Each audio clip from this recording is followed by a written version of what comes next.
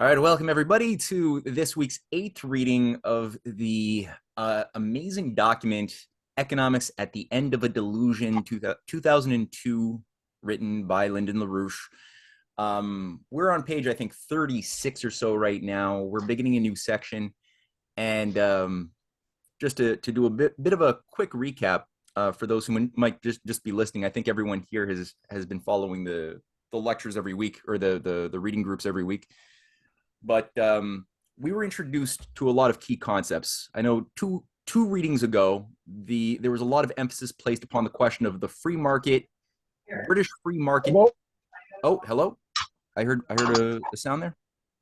Okay. Saying hi. Okay. It was a free market as colonialism, and so we just, LaRouche spent a lot of time unweaving different ways that what appears to be free market capitalism has been more often than not used when approached from the standpoint of the theories of Adam Smith, as a way to cover up the growth of an imperial parasite that wants nations to lay down their rights to utilize protectionism, national banking, state intervention in order to basically be able to better rape their victims. Because what better way to go and rob somebody if you can convince them that they're better off turning off all their alarm systems, and it's for their freedom and well-being that be done. So that was contrasted with the American versus British system as another section, where he just contrasted the Hamiltonian system advanced by people like Henry C. Carey, even before that Matthew Carey, Henry Clay, all the way up through Franklin Roosevelt and JFK, which in each time you don't have an exact 100% replication of the system every time a great person comes around to revive this constitutional mode of banking. It's not 100% the exact same thing. So you can't just say what Lincoln did is exactly what FDR did, and what FDR did is exactly what JFK did. But in all matters of scientific and, most importantly, moral principle, in terms of how the operating system of the behavior of economics, of foreign policy, of the entire planning as a system is conceptualized, it is the exact same thing. And in that same sense, you could find on this earth today, in our present age, some expressions of that do not do exactly what Lincoln or JFK or Hamilton or Roosevelt were doing, but it is in terms of the overarching concept of value, energy, and what the system is and what the humans are that make up that system and what creates value in general. It is very much the same thing. So that was the last section that we looked at. Today we're going to look at the role of the historical individual. So I'm going to do a little bit of a screen share here. If I could only find show all windows. Here we are. Share. There we go. And there was one other little thing here that if I could only get to my... Yeah, in the last section, I took out this little quote that I really liked, where he makes the point. Let's read this whole thing here. The contrary American system, whose essential features were derived chiefly from the influence of the anti-Lockean Leibniz, John Locke being, the person we're told was the inspiration for the American founding documents, but in reality was a British imperialist who was a big player in the British Royal Africa Company, and who promoted the idea of the blank slate, the tabula rasa, that there is no soul in any baby, that it's just we're just these blank slates to be written on by a master class, which he firmly saw himself enmeshed within. So Leibniz was his opponent, and Leibniz's concepts of economics is what LaRouche has been repeating again and again, are what really we find the germ seed of what blossomed after 1776. But he said here, this thing recognizes the effect of man's cognitive action as intrinsically anti-entropic, as Benjamin Franklin's sometimes host Abraham Kastner, the teacher of Karl Gauss, did. In the American system, cognitive action generates the effects of anti-entropy. trade among nations, which is premised upon sharing the fruits of cognition, contributes to both the importer and the exporter more or less equally. And again, like that idea was just so important, this concept that if you have industrial growth, manufacturing, factories, technological growth always being encouraged and applied in a society, then you're going to enhance the ability for each of the individual people, your members of that society, to have more powerful cognitive powers, where they're thinking always about how can they make their tools better, how could they do something which benefits the whole system that relies upon them to be excellent at what they do. That dignity, all of these sort of immaterial, inexpressible, but real properties are really at the foundation of economics. But what happens when you go for money first and you start exporting your industrial base so that you can make more money off of sweatshops? Well, you're destroying the ability of the minds of the individuals to have fruitful development and to appreciate the whole that they're parts of. And as soon as you do that, you lose the moral fabric of the civilization, and increasingly you lose the ability to maintain a democracy, because that requires like high mental powers, right, and high moral powers in each of the individuals that have to be getting better, not worse, in time. So then this gets at the last section, where I like this little long sentence, where he says, cognitive thinking, even about one's local place in the process of production, reaches outward, as if by instinct, to think of the product and its use from the vantage point of the economy as a whole. The thinking operative is concerned about the quality of the basic economic infrastructure in that locality, and recognizes a relationship of that to both the general conditions of life in that locality and also the enhancement of the net productivity in both quantity and quality of the product being produced in and shipped from that locality. For people of like a lot of our ages and younger, this is a somewhat foreign concept, because we've lived in a consumer post-industrial society where we don't really have the types of jobs that apply to what he's describing. But this is like we used to, and that's the only way you can have a viable economy. So just want to punctuate that concept. I'll get back to there. We are. Is there any other points for those who've been on for the previous weeks that I am missing, that people would like to throw out there as an important thing you think that should be said here as a recap?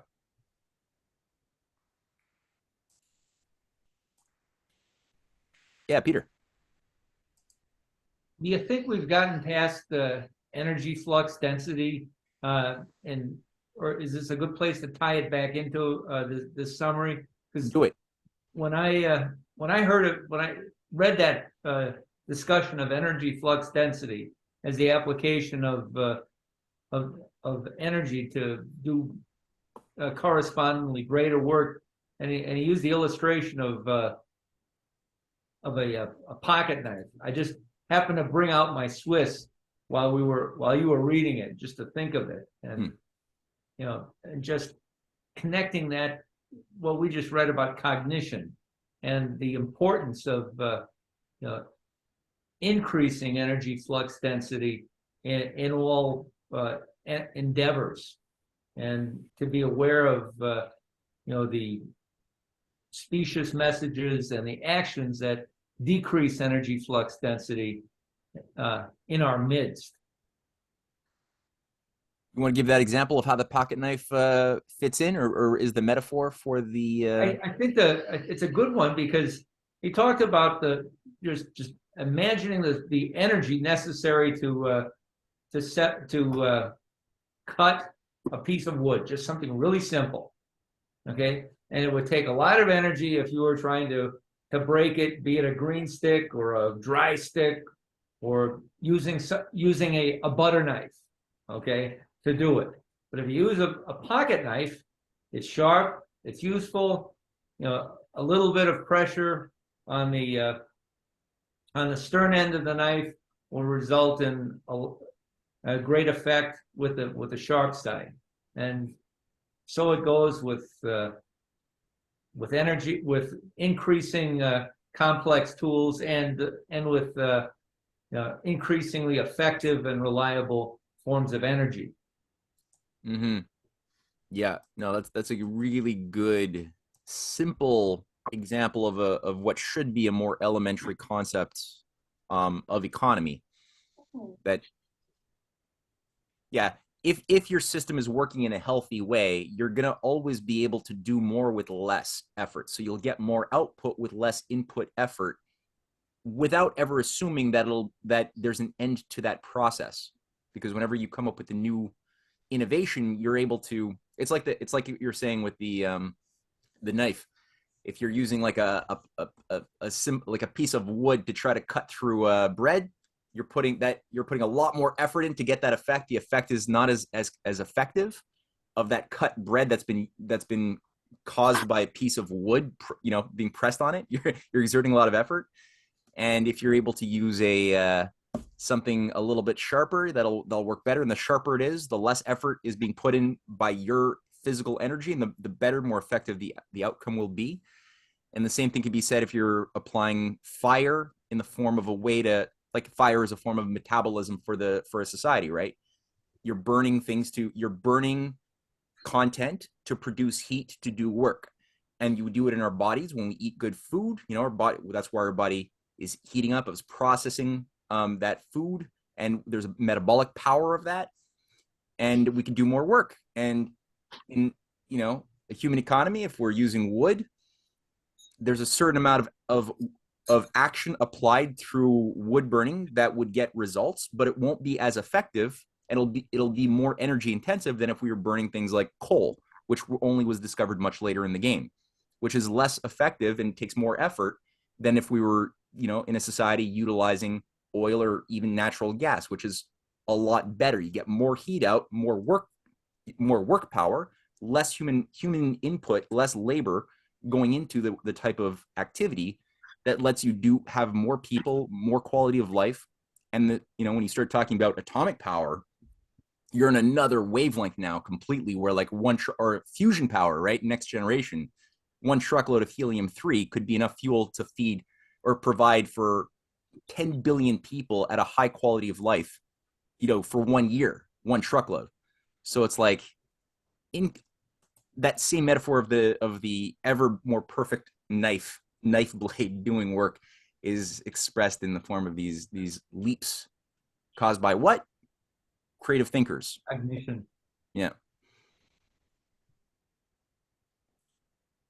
Anything else, or should we leap in? Let's go Can for you it. hear Oh, me? yeah, Susie. Yeah, go for it. Okay, I kind of think you already did, but I was going to ask if you could explain simply what energy flux density is, Yes. Anybody want to or tackle is that? that or is that what you just did? Kind of what I just did, kind of, but it's So it does kind of boil down to work smarter, not harder. And if you're working smarter and accomplishing more because of it, you inspire others around you to think higher. And so they are working smarter, not harder. And so everyone is accomplishing more and your economy grows. sounds good to me. It is just hilarious to me. I do not understand what you guys are saying. And yet somehow I understand what you're saying. Cool. That's the magic of teaching and learning. It's becoming part of you, Susan. Now I'm hearing my husband's voice in my head because he is always telling me to work smarter, not harder. Yep. Good piece of wisdom. That's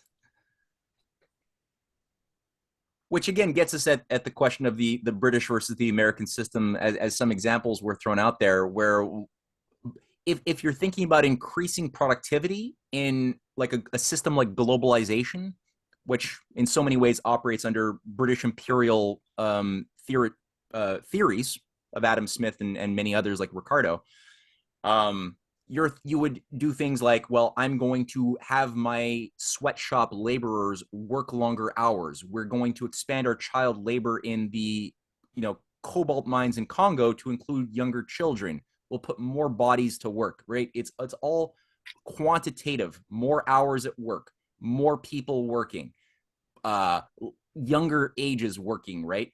So you're just extracting wealth with a purely quantitative idea, maybe make them work faster.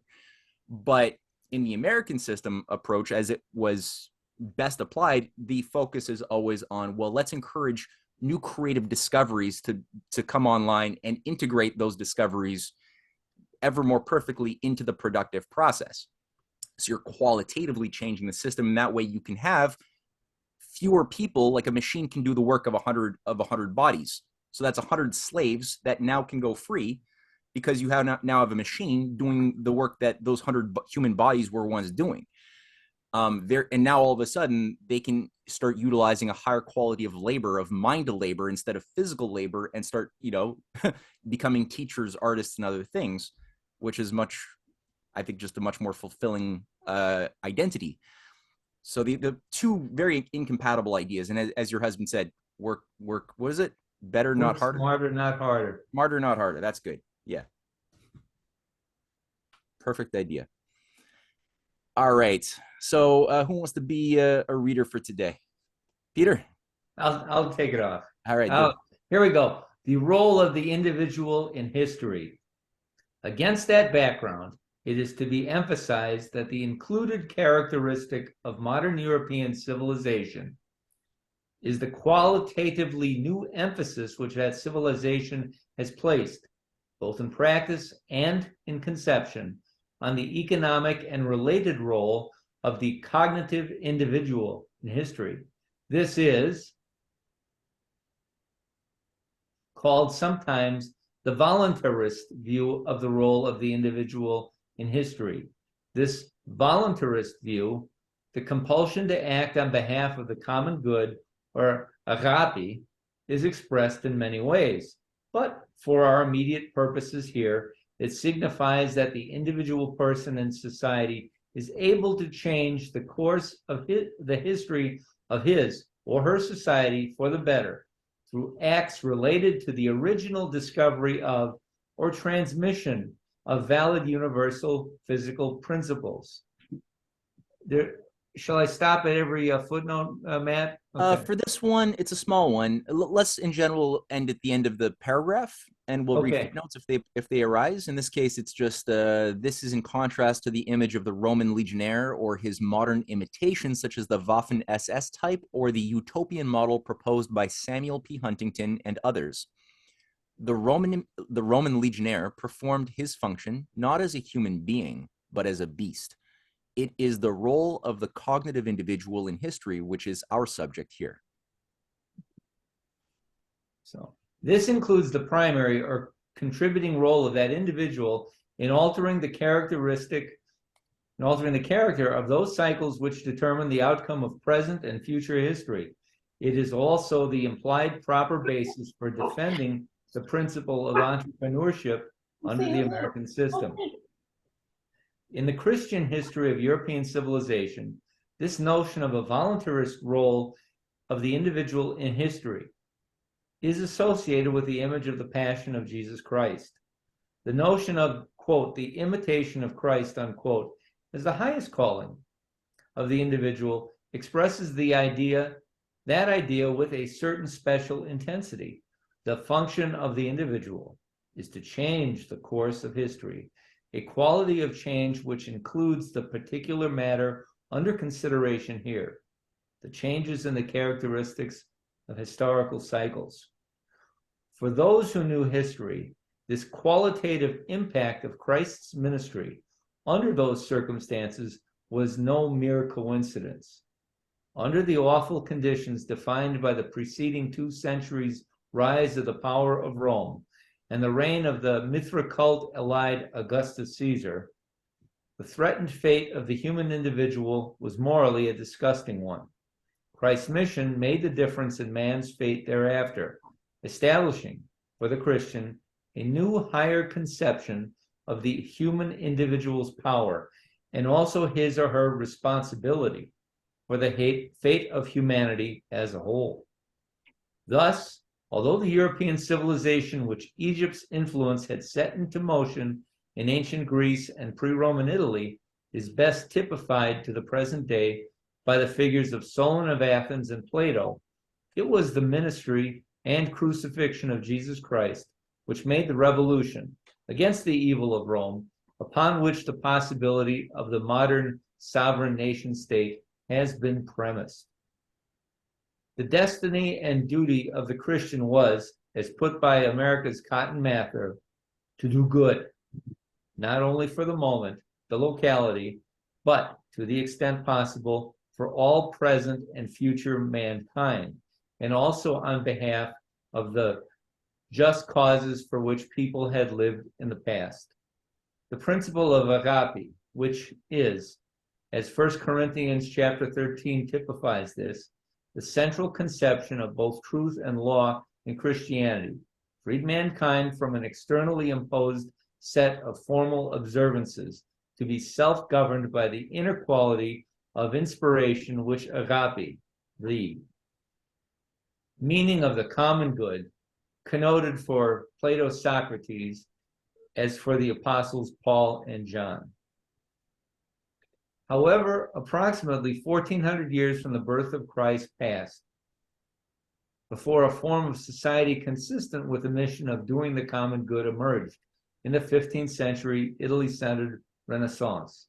Yet, if that voluntarist principle and the achievement it represents are clear, the object was always, as now, to continue to move forward, not backward, along that continuing course.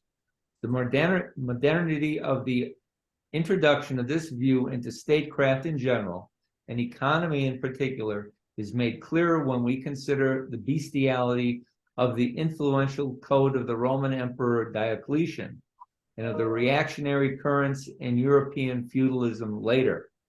That each toiler of society must stay in the place of his father and grandfather before him, thus maintaining a fixed ordering of that society of virtual human cattle, which was the Roman and predominant feudal conception of society.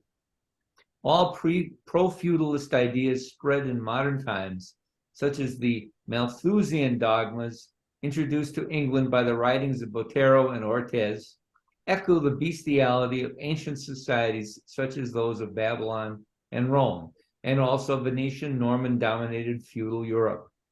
Contemporary neo-Malthusian dogmas, such as those popularized in the United States by such means as Rachel Carson's hoax, and the opposition to the actuality of cognitive generation of new physical principles by such Russell and Wells followers as Wiener and von Neumann, represent a clear regression to a neo-feudal world outlook on the nature of man. The American system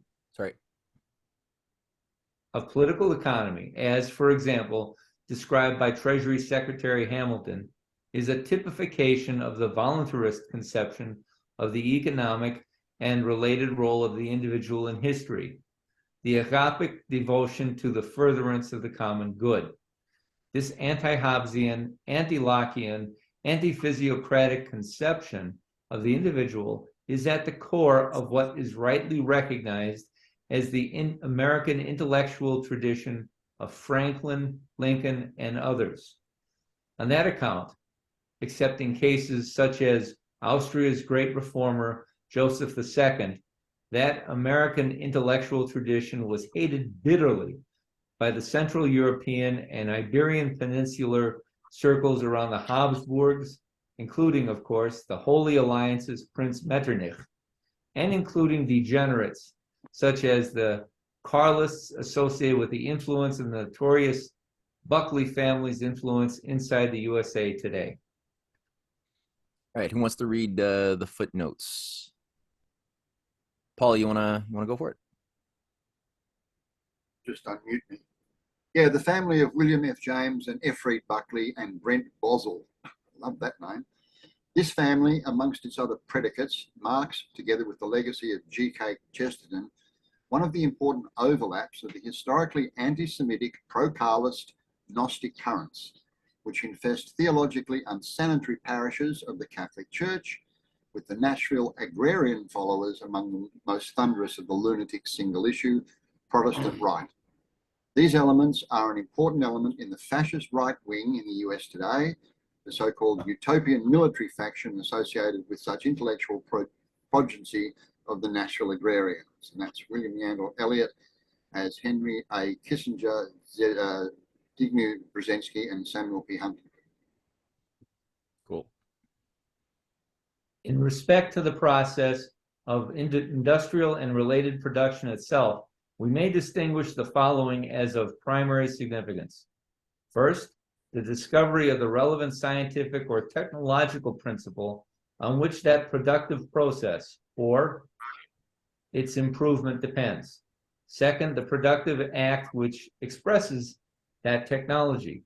Third, the administration of the organization of the division of labor which that production requires. However, the significance of this act of production in the particular enterprise is inseparable from its effect through consumption on that common good, which is expressed as the increase of potential relative population density of the population as a whole. If have people yet watched the lecture documentary from 1984, "The Power of Labor," by Lyndon LaRouche that I'd sent out a while ago? I haven't seen it. No? Okay. I'll reset it in the chat box. It really spends a lot of time unpacking this concept of the potential relative population density, which is a somewhat intimidating term, but it's very similar in relationship to the energy flux density idea that we were just talking about. So it's actually a lot simpler when you start scratching at it than it seems, but very important. I mean, revolutionary level important. The measurements to be made on this account cannot be made competently on the basis of a fixed set of input-output parameters for a national economy. The crucial factor is rate of change of those parameters, a rate of change which must be expressed implicitly in terms of changes in potential relative population density. The driving force in this rate of change is the cognitive action of the sovereign individual mind in generating and replicating experimentally validatable hypotheses, which are otherwise known as universal physical principles. Restate what I have just written here as follows. Every case of the discovery of an experimentally validated universal physical principle is made by the perfectly sovereign cognitive powers of each individual mind, which either makes the original discovery or replicates that act of discovery.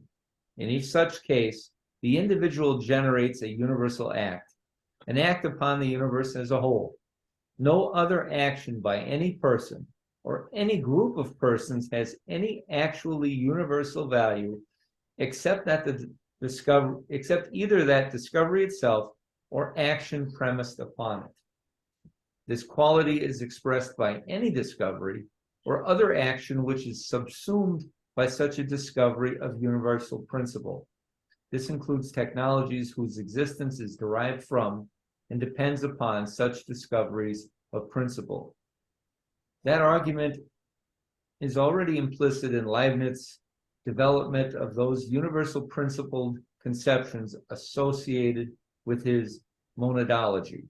Let's just stop. Does anybody, I want people to feel like they could stop and jump in if they have a question or a thought. And there's obviously a lot of meaty ideas, and don't feel intimidated or anything by that, or feel ashamed if you feel like you're asking a stupid question. There is no stupid questions. So anybody have any thoughts or questions right now?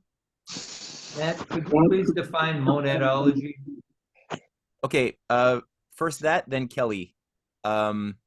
Monadology is something we might read actually in an upcoming reading session. It's one of the last works by Leibniz. Is an essay of maybe 10 pages that encapsulate his entire worldview and cosmology at the very end of his life. The problem that most people have with this is that they start reading Leibniz, like in university, students are encouraged to read the last thing he wrote instead of actually getting to think like Leibniz. And so unless you understand his way of thinking and the discoveries he made, it will make no sense to read the hyper condensed. He's like condensing the most complex concepts into like paragraphs, right? And so everybody sort of walks out thinking that they know Leibniz because they read this one essay, and they don't know anything, and they're just confused, and they think he's an absurdist. Essentially, it's his response, his anti-Newtonian cosmology. So in the Newton world, who lived at the same time as Leibniz and was in many ways a plagiarist of many of Leibniz's work, but in the Newton world, everything is a mechanism. We live in like a giant machine or a clock that is slowly winding down. And so there's this assumption that the world is just this grinding away machine, and we're all just machines within machines, with forces pulling and pushing based upon relationships of mass and distance. That's really what it comes down to, and everything becomes simply descriptive mathematics. In the Leibniz world view, he sees the world as a much more living thing, not a dead and dying thing, but a living thing, which is constantly yearning to always be made better. So a creative love and reason emanates all things that exist, to the smallest and the biggest, but that have certain common characteristics that are more than the sum of their parts. And so in the Newton world, the universe is the sum of its parts. All systems contained within the Newtonian world are assumed to be the sum of their parts, right? It's expressed in every imperial system. The whole is the sum of its parts. A machine is the sum of the atoms making up the machine. There's nothing more. There's no soul, right, of a machine, though there's a lot of Hollywood propaganda to convince us otherwise.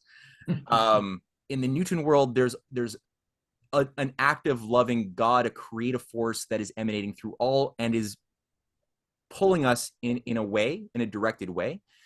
And he sort of calls those simple substances, the unities that give meaning to the identities of the everything, monads, irreducible identities that are not all equal. They all have unique characteristics, and some are better than others. There's a certain hierarchy, right? Like as we see with the monad of a human, or humans represent monads, which would be, you could say, superior, but then let's say the monads of giraffes or monkeys or reptiles or bugs, which are superior than the monads that one would find within like an iron ore or a rock or something, But there's more to it. I'm oversimplifying it, and I don't want people to think they understand it because of what I just said, because it's so oversimplistic what I just said. But yeah, I don't know if that kind of helps monadology. Yeah. Okay. Yeah, Kelly. Oh, I was going to say, if you have like an original thought and you prove that it doesn't have, like, not necessarily original, but like even if you rediscovered it and then like prove that thought, and then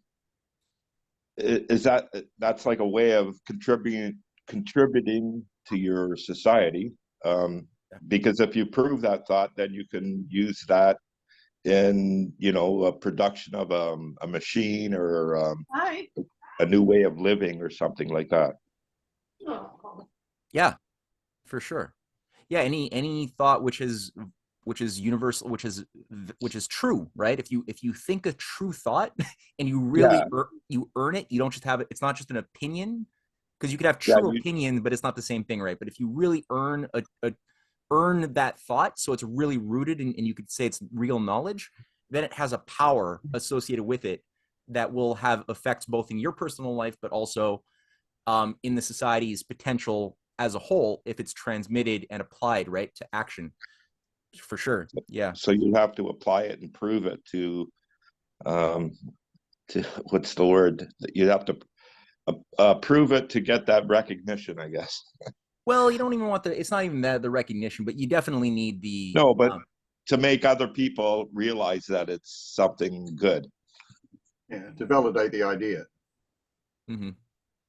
Yeah, I mean, I think that there's probably still a valid even if the idea is true, I think because it changes you and you're part of the universe, if you make a true discovery, right, your identity changes if it's true discovery, then that already has proven like that there is an efficient effect between this immaterial transcendental idea and the physical world based upon the fact that you're going to live your life differently. You're going to interface with everybody around you differently than you would if you had been remained ignorant, right, to that very important idea or ideas on a big or small level, right? So already on that level, even it's already having an efficient action on the material world, right? The immaterial is having an efficient causal relationship on the material, but it gets even, you can amplify that, of course. If you have a healthy society, you could apply that to create a new law or get rid of a bad law, or apply to a new a form of technology in a productive process. That amplifies the power, the resonating power of those ideas, obviously. Yeah.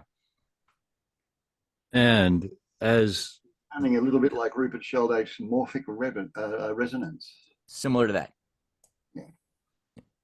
yeah, I was going to add the same observation.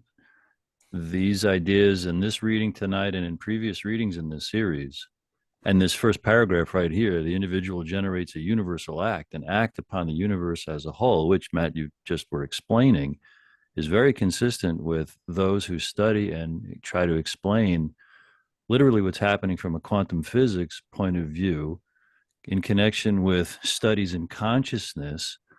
I've seen the speculation that the universe is expanding because we're thinking, which, and the work of Rupert Sheldrake, et cetera. And it's just, it's trying to get the biggest picture of everything we've ever read about, not just economics, but just this mystery of life and existence. What kind of a realm are we in? And Matt, you said something along the lines that existence slash the universe is some kind of living emanation. I'm inferring from what you said of the source, whatever that is. I believe something holy, something benevolent, something loving, something creative, and on and on and on. And it's just incredible to sit here on a study of Lyndon LaRouche's economics and see this every week. I'm hearing things along these lines. I'm doing this just to get my focus back in my image there. Thank you. Yeah, it's surprisingly good. I've got a quick question, Matthew, because it was a new one for me. There was a reference there to Rachel Carson's hoax. Yeah. Silent Spring, 1962. Hoax. A hoax. Yeah, it's a giant scientific hullabaloo. Like, yeah, it's fraudulent statistics. The whole thing was done ideologically to just get rid of something which was problematic for the Malthusians, who see things like malaria as a good form of population control. They see it as like the best form of population control. One of the best is malaria. And Rachel Carson was sponsored. Her work was sponsored by people like Alexander King and others who really took this and ran with it. You know, the guy who founded the Club of Rome, as a way to try to basically ban DDT. And I'm not saying DDT is necessarily safe. Okay, I'm not saying that either. And there's all sorts of reasons. That's actually why I was asking about it. You know, I mean, yeah. Like definitely, you know, when you see the pictures of them going to schools and saying like, okay, open wide, yeah, like that was stupid. And that probably caused all sorts of Guillain-Barré and other weird syndromes, right? That we were told were other things. So I'm not saying that the way it was deployed is good. However, the arguments she makes in that book regarding the thinning of bird egg shells and other things, none of that was ever true at all. And oh, who was that? Oh, I thought I heard something there. Transporting passengers. Oh, that was. Yeah. So, and Alexander King even gave an interview. This guy was super candid. It's crazy what he just like lays out there. But in like 1992, he gives an interview where he says like the biggest problem we fundamentally had with DDT was that it contributed too much to overpopulation. So at the end of the day, it was effective at getting rid of malaria. And yeah. So. Any recommendations on, apart from going to the original text? I just downloaded it. It's like 450 pages, so it's on the list. It won't happen soon. For Leibniz's monadology, Okay. in terms of what to read, the reason Yeah, why yeah, I yeah. asked is, Discourses on metaphysics. Start with that. Discourses okay, on metaphysics. Easy, like much easier read. I saw that there earlier on the list, but Yeah, I was trying to look for an easy entryway. that's the entryway. That's This the has door right actually there. been super helpful. 30 years ago, I went and read a bunch of Penrose Jr., not the older Penrose, Hmm. his stuff, including The Emperor's New Mind, where he took apart a bit of the Church of Hard AI. And I remember reading it, and I found a whole pieces of it quite compelling. But when you started talking about Leibniz and this side of it, I was like, wait a minute, he must have built his work on the Emperor's New Mind based on what you guys just talked about, just from kind of the hints. So I sort of went back through and I realized that what Penrose wrote in the Emperor's New Mind, where he was going against sort of the Church of Turing, was actually built on the foundation of Leibniz. It's just my own personal motivation for why I want to dig in, because everything starts from somewhere and then that thing comes from something else. But yeah, that was very cool. Thank you. I'll start with that easier the easier to enter one, because I looked at the doc, I was like, oh my god, 450 pages, and I'm halfway through one of Kepler's things because of what happened through these talks, and I'm like, this is going to take me years. Anyway, whatever. Thanks.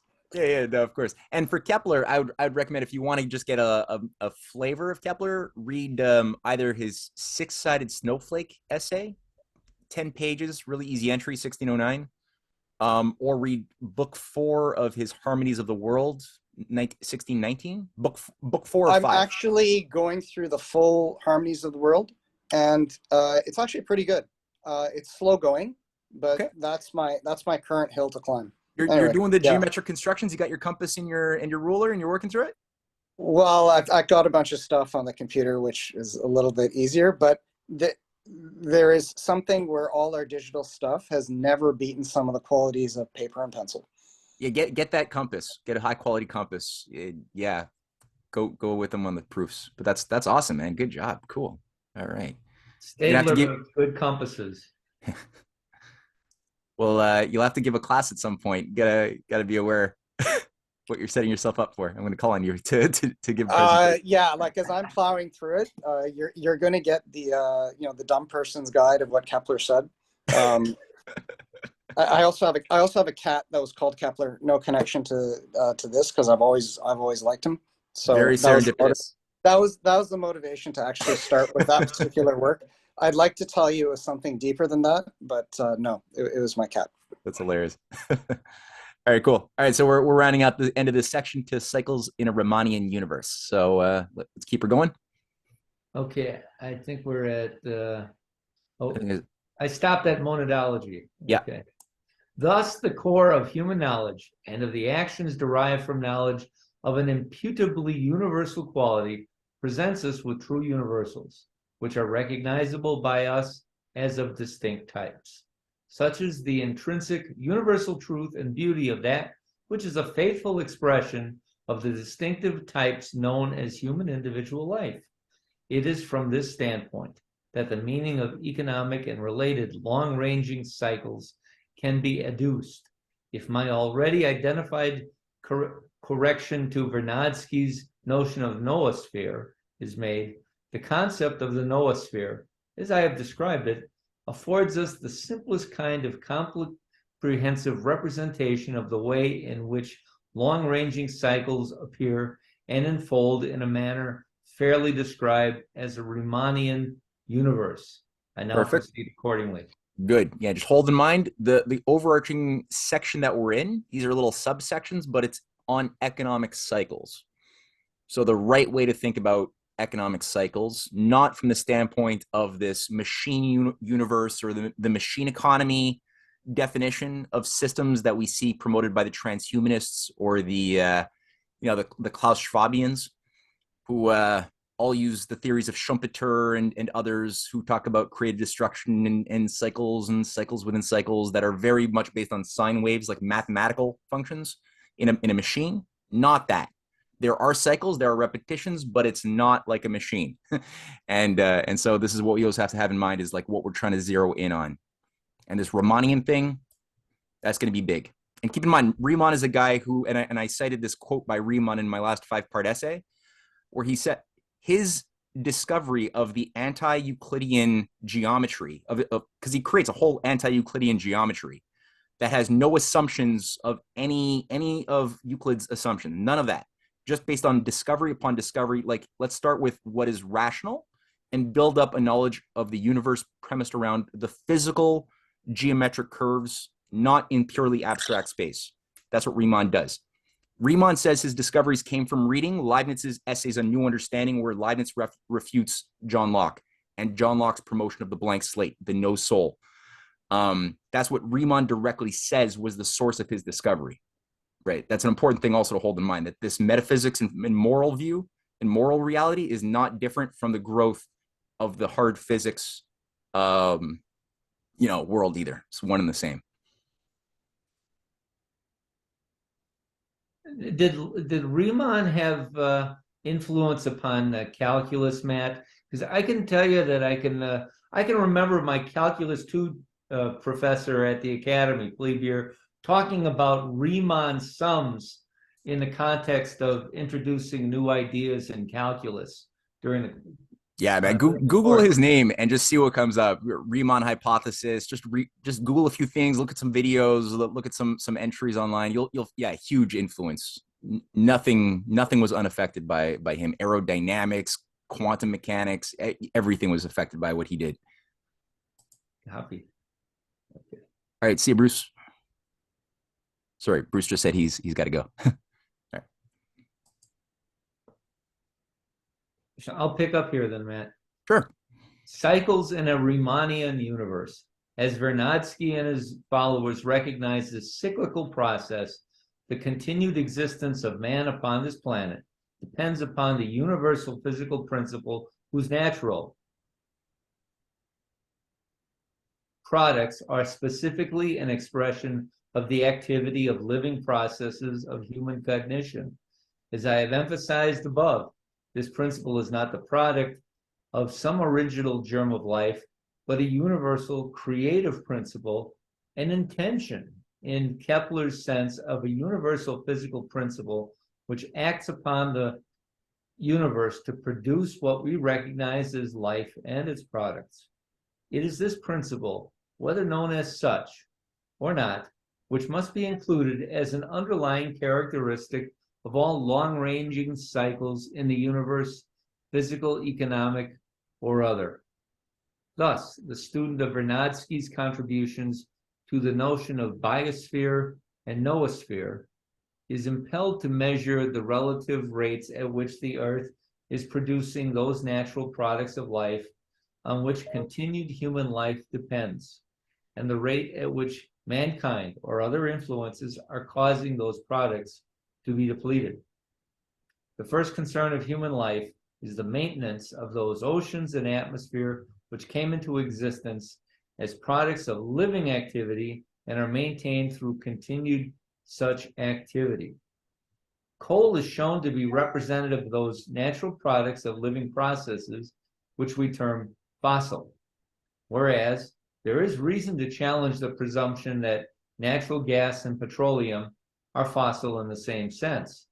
There are also fossils of abiotic processes, although the term fossil is usually restricted to residues of living processes. What we term the biosphere contains an organization of literally thousands of known geological types of what are essentially prebiotic materials, reported as not less than 4,000 known types, whose distribution and quality are either chiefly or significantly the result of the long-term action of the biosphere upon the prebiotic Earth. All right. Who wants to read footnote 52? I've just unmuted. Okay, this rough census of the Earth's minerals deposits has been supplied by the relevant Moscow institution, an institution whose existence is a reflection of the wide-ranging influence of that still existing Freiburg Academy in Saxony, where Alexander von Humboldt, among other scientific notables, studied. 2 visits to Freiburg by Tsar Peter the Great, while Prince and later a Tsar, are key to the founding of those scientific institutions in Russia, upon which much of the world's knowledge of minerals has depended. This was the scientific environment in Russia which contributed significantly to the relevant contributions of both Mendeleev and Vernadsky, among other notable cases.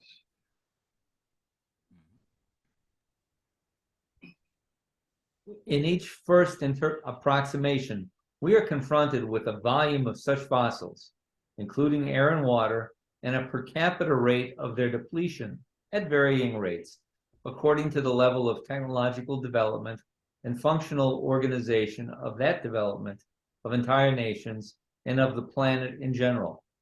Forests, streams, and meadows are also fossils, as are quicksand swamps. However, society also generates or causes the biosphere to generate new kinds of supplies of useful fossils, as well as contributing to the replenishment of pre-existing types being depleted. Not only must society manage the depletion of fossil products of the pre-human biosphere, the existence of the noosphere creates new categories of what should be defined by any economist and by national policymakers generally as functionally as fossils. In fact, as society increases the effective level of energy flux density of generation of usable power, and in other ways, mankind's ability to produce needed types of fossils of the noosphere grows, new types of what would otherwise be considered as specifically abiotic and organic existence are brought into being by man. The basic economic infrastructure of transportation, water management, energy production and distribution, sanitation, forestation, urban development, and so on is an extension of the fossil Earth's development, bringing the ecology of our planet to much higher levels of anti-entropic metastability than the Earth could have achieved without us. The principal distinction among fossils is, therefore, the distinction among the types of processes which have brought them into existence, essentially the distinction between willfully human and other agencies. Therefore, we must consider these works of man as included in the array of fossils on which, taken as a category, the continuation and improvement of human life depends. Thus, investment of economic resources in development and maintenance of basic economic infrastructure, in productive facilities, in educational and healthcare systems, in urban centers, are also fossil resources, subject to the threat of depletion. Sometimes, the teacher standing before the classroom is usefully described as a fossil, but that issue is a cart of a different horse than we are deploying here. However, the agency on which the entire process depends is the human species, and most emphatically, the progressive self-development of that species. One of the most notable peculiarities of the process of replenishing necessary fossil resources and of generating new types of useful fossils is the fact that progress is not merely an option. A zero-growth policy is intrinsically a genocidal policy, a policy which is potentially the most effective of the means by which mankind might choose to destroy itself as a species. Mankind is a species whose physical characteristics is cognitive anti-entropy. It is by raising the level of that anti-entropy that our species obtains the increased power to replenish or supersede the fossil resources needed for sustaining human life, such as by inventing and amassing new categorical types of fossils which supersede that which were depleting. Thus, we are confronted in the first approximation with two qualities of physical economic cycles.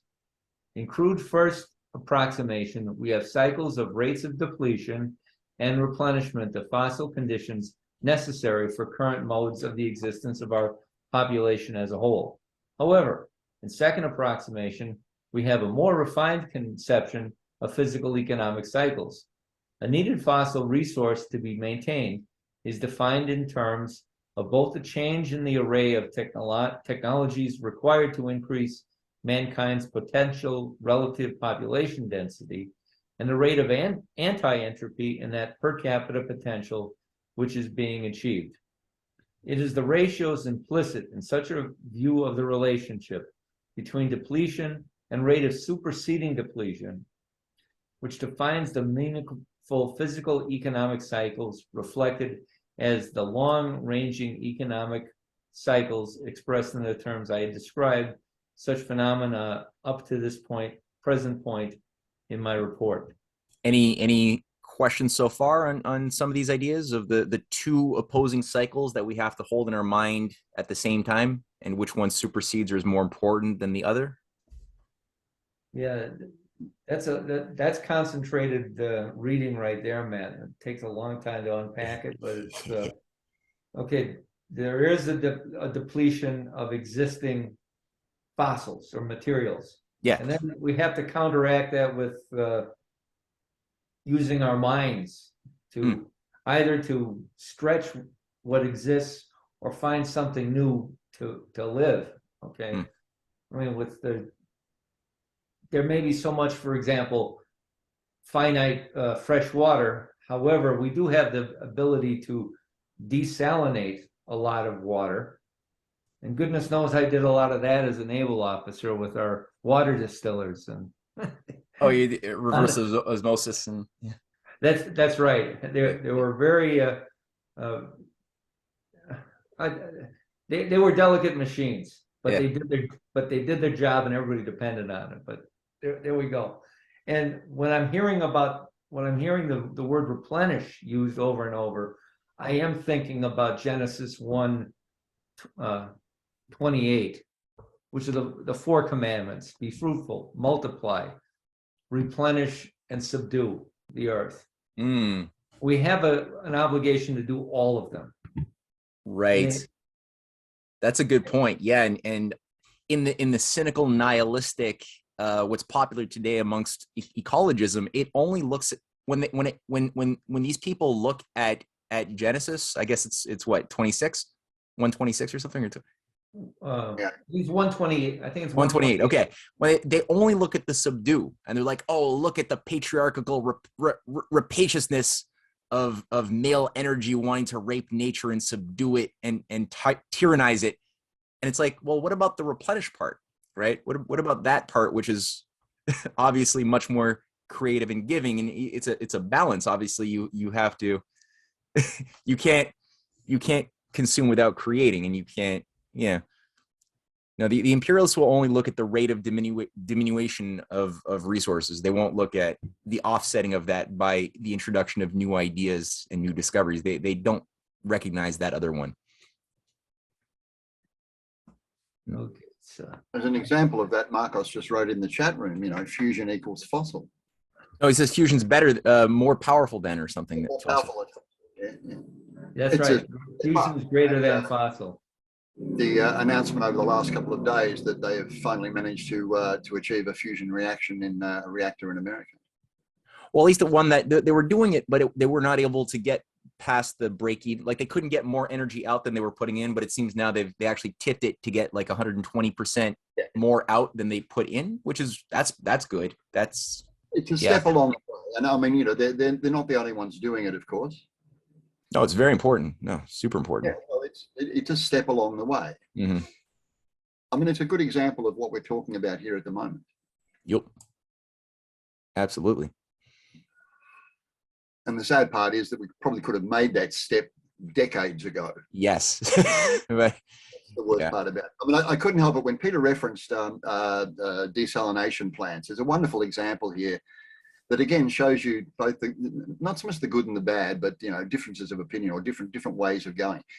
in where I come from in Australia, in Victoria, for about 15 years, I think, we had a very, very bad drought. You know, gardens were dying, restrictions all over the place. It ended in 2009, but the Labor Party in office, I think it began in 2006, so about 3 years before the drought ended, decided that the smart thing to do was to build a desalination plant, which they duly did. They built it on the coast south of Melbourne in an area that is, that could be at least very, very productive from an agricultural point of view. And of course, the minute the desal plant was finished and online and water was flowing, the drought ended. So it's redundant for its purpose. Mm-hmm. So now it just sits there. You know, we pay money to whoever. When I say we, I'm no longer in Australia, but we pay money to whoever made it, et cetera, et cetera, et cetera. And it's sitting there in a just in case kind of a situation. And I kind of laugh because, you know, the Greens are jumping up and down with their climate change, et cetera, et cetera, et cetera. And not one of them has the sense to see that, we could be using this water for something else. We could even transform a desal plant into a generating plant as well. Mm-hmm. It really wouldn't take that much. We don't have to invent turbines, for goodness sake. Yeah, I know. But nobody talks about it, you know. And I don't want to call it a white elephant, but you know, I mean, no. But there's these definite electric fences that are placed around the mind that the imagination is not allowed to trespass beyond, and they're totally victimized by this. I know. Yeah. Solutions are just slapping them in the face, and they can't feel it. All right. Let's round out this little subsection. Okay. And okay, the most important of these long-ranging cyclical phenomena is the cognitive development of the individual and the society in general. At this point, in defining the basis for economic cycles, in pointing to the significance of a Riemannian universe for defining long-range economic circles, I go beyond the framework of Vernadsky's definition of the noosphere, but without overturning any of the methodological assumptions embedded in his progress up to that point in his work. I simply correct for what his approach lacks. The following interpolation makes the general principle clearer. A universe of fossils. The crux of the matter is the following. The universe, according to Vernadsky's view of the noosphere, has the following principal axiomatic requirements. Universe signifies axiomatically nothing outside, prior to or after that universe. This is not an a priori doctrine. It is an expression of the experimental methods on which we depend for all validated hypotheses leading to defining a universal physical principle. This universe is defined experimentally, as by Vernadsky, as a reflection of three interacting sets of universal physical principles. These three sets are, respectively, A, the domain of abiotic experimentation, B, the domain of phenomena which are called products of life because they could not occur as a result of action within the assumptions pertaining to the realm of abiotic experiments, the biosphere, and C, physical effects which occur, but are not specifically consistent with living processes in general, the noosphere. Such a universe, the only actually known universe, may be fairly described only by proceeding from the premises set forth by Riemann's 1854 habilitation dissertation. From the standpoint of the physical economic impact of science-driven progress in the potential relative population density of society, the cumulative impact of discovery of universal physical principles defines a subclass of universal experimental phenomena within the domain of cognitive action, that is, of the noosphere, but which depend upon the cognitive form of social processes as typified by universal principles of classical artistic composition rather than individual discovery of universal principles specific to either the abiotic domain or living processes and their specific products in general. Okay. Typical of this latter subcategory of specifically human behavior is the challenge of providing either a classical humanist form of universal education or its functional equivalent. The transmission of knowledge of the cumulative store of discovered universal principles as a cognitive rather than a mere learning experience is an essential determinant of the ability of society to maintain the level of pre-established progress in the human condition and to go beyond that. Thus, the approximately 25-year span from birth to biological maturation reflects a cycle which coincides with the core of the span of the educational process on which the development of competently adult individuals depends. Mm-hmm. Because yeah, just say one thing on that too, because I think a lot of us have read some of Vernadsky's works. You know, we had 6 weeks of this in our reading group. Vernadsky's really good at developing a sense of this threefold, the three different phase spaces that coexist of what he goes through, right? The non-living, the living, and the fossils of the thinking domain, right? The noosphere. So the biosphere, the abiosphere, and then the highest is being the noosphere. But, you know, if you think about it, there are some thoughts that humans have that animate the material world, which are just bad thoughts, right? You know, concentration camps. There's a lot of bad things humans do, building bombs, that you could say, well, that's a product of the noosphere, right? So the noosphere is not intrinsically a good thing, considering the fact that we've got all sorts of bad examples of bad ideas, right, shaping the material world, peppered throughout history, that have diminished our potential. So then this other aspect that LaRouche is introducing, Vernadsky was just sort of pressing on towards the end of his life on the question of poetry, music, qualities of classical arts, which would accentuate or enhance the best ideas that are in harmony with wisdom. And the application of those types of ideas would always be good. They would always be anti-entropic, as we've been discussing. If they're animated by real love and agape and wisdom and the good things, right? But that's something which Vernadsky didn't live long enough to properly explore in depth, but LaRouche is touching on that here. Though I guess it was there implicitly anyway. But. I got a question to pose to you, Matt.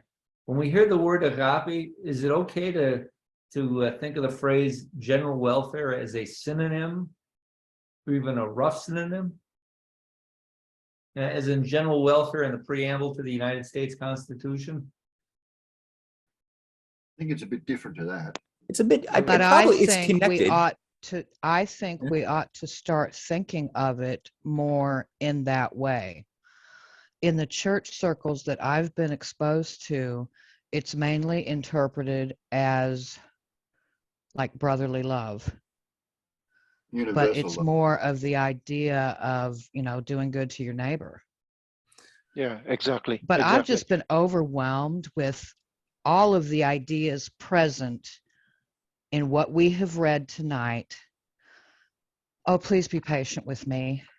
I was sad that Bruce left so quickly because I wanted to thank him for a week or two ago bringing up that idea of parenting ourselves after we've gone through these processes of family or education or religion or whatever that were not healthy and were often traumatic. And now we have to reparent ourselves. And that's something that I'm really going through. And then what was said early in this article when he brought up Jesus, and then he brought up, what was that term that was just used? The general welfare, the greater good, and agape.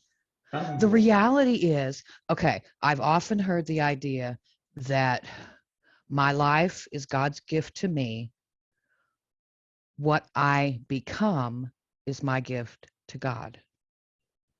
But it's also my gift to all of society. I have a responsibility to learn to grow in all of the ways that a human being should grow. What is my mind capable of discovering? What is my creativity capable of creating in beauty.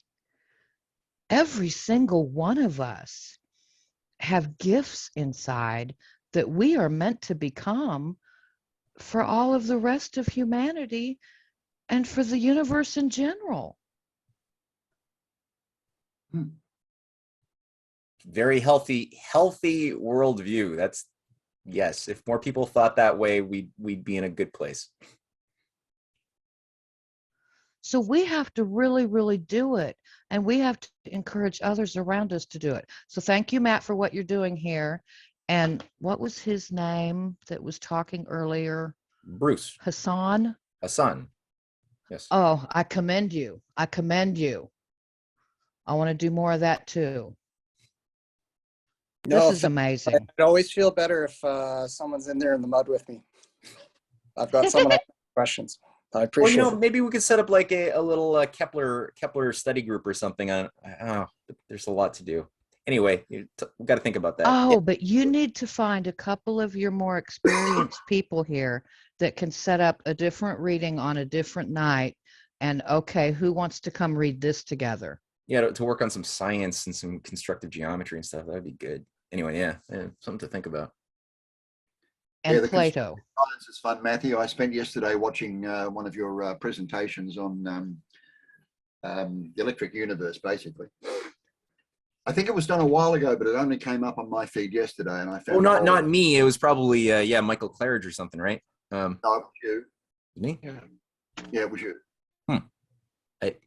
Interesting. But that one was a good discussion. Different group of people too, which was quite interesting. Not a familiar face. I mean, when I say not a familiar face in the audience, not a familiar face in this audience. Different time. You know, we're doing this at a different time, and it's convenient for me. I can't always get up at 2 o'clock in the morning to be part of it. But, No, yeah. Yeah. I would like maybe to add something about agape.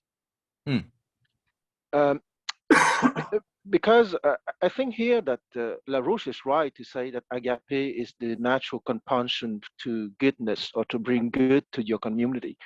But I would say that agape has many layers of definition, and what is LaRouche is proposing is probably the broadest definition for agape because it has the most, it has the broadest impact, if you want.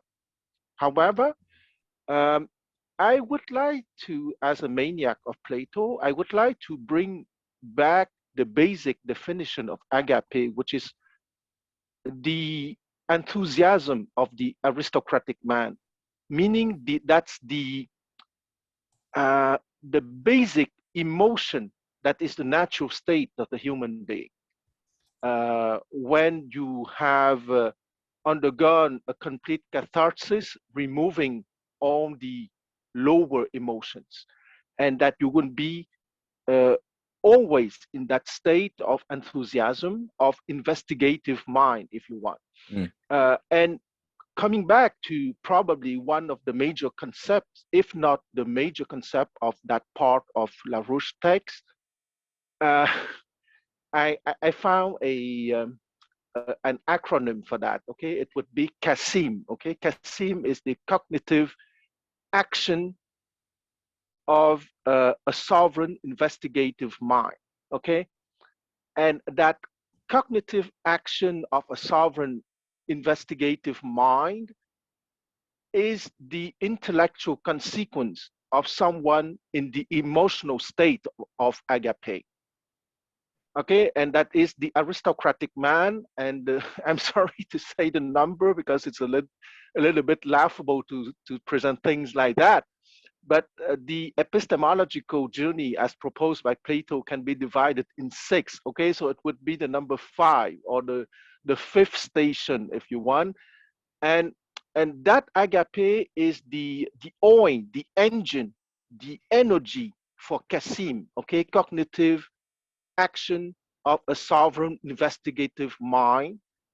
And the fact that if you are in agape and after that in Casim, you would be a human being that would naturally bring good to your community, either the local community or the global community. Yeah.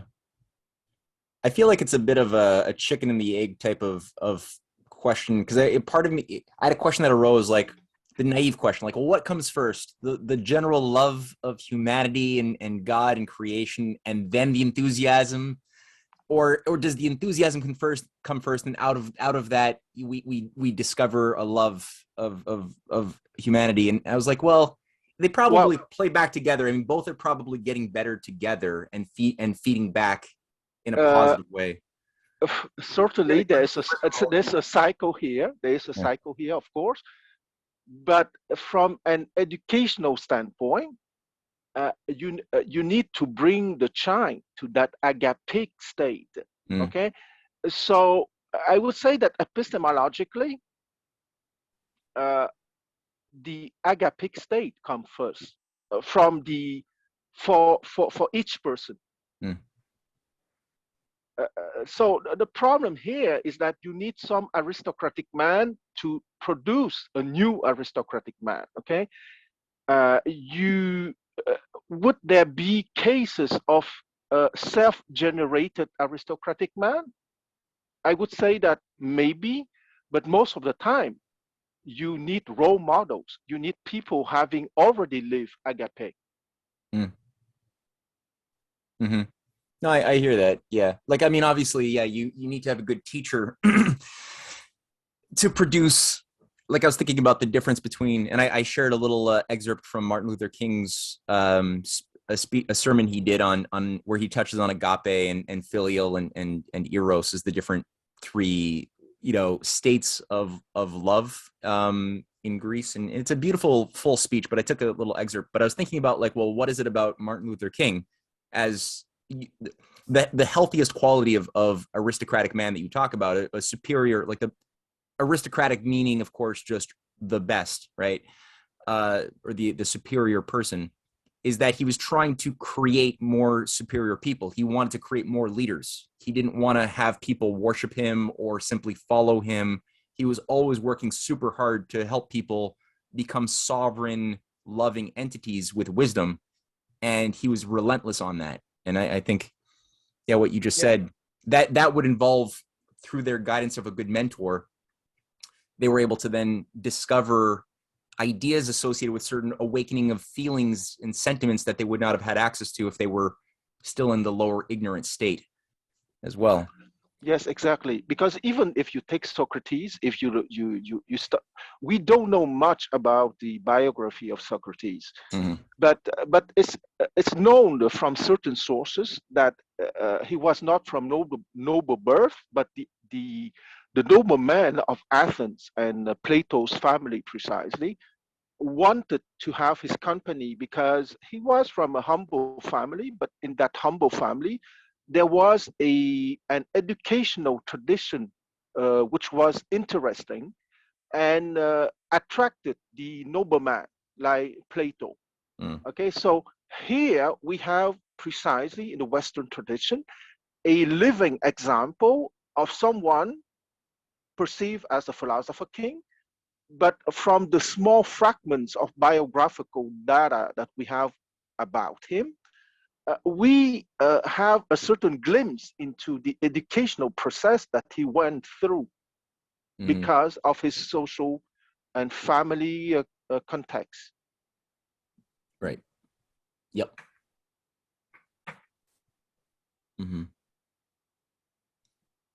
Yeah, there's a lot in there. Yep. Oh, can I just add something? Like, I remember, like, one of my former teachers or pastors, like, he says, I could only bring out in you, I could only teach and bring out in you what you already have. And if I do just that, he felt that he had accomplished, as a pastor, or what he was ordained of God to do. So it implying that we already have that within us, but it's just like he's drawing it out. And that's a gift in itself, that a pastor can make something come alive in you.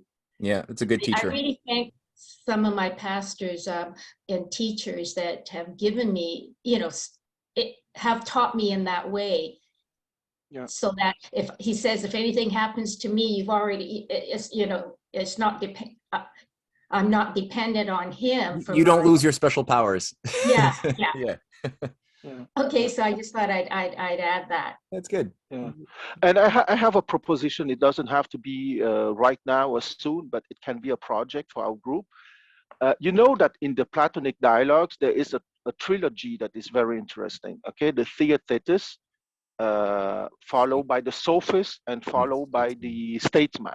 Okay, it's probably with the Republic, that trilogy can be very interesting in terms of how to make appear agape, so how to produce the aristocratic man precisely. That would be a project for our group, I think. Yeah, that would be a good. That would be a very good project. Yeah, I mean that would be a long one, but a very valuable one. Let's think about. Let's do that. Let's put that on the agenda. Yeah, and also too, Kwam, because you know, like Susan says, we have many giftings, but I think really when I ask people, what is your calling and what is your purpose in life, they can't answer that.